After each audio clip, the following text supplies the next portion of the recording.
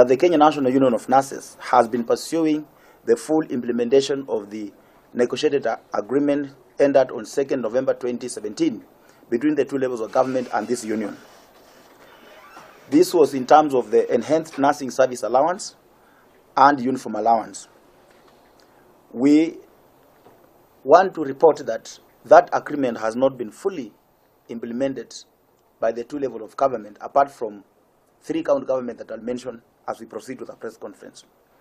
To this end, the anticipated implementation of the agreement has not been honored by both the national government and 44 county governments, owing to the constant misinformation that is being peddled around by SRC, even after various county governments committed to pay the money through their budget system.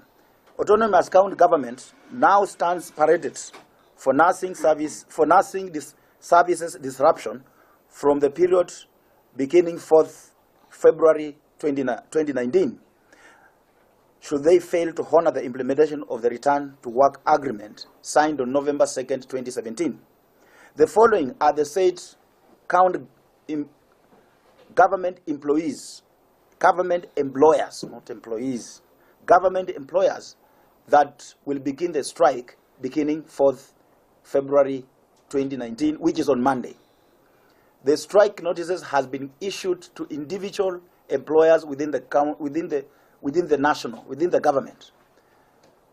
And therefore, those specific employers, the nurses in those county governments, will begin the strike beginning 4th. There are those who will begin on 4th, there are those who will begin on 5th, there are those who will begin on 11th.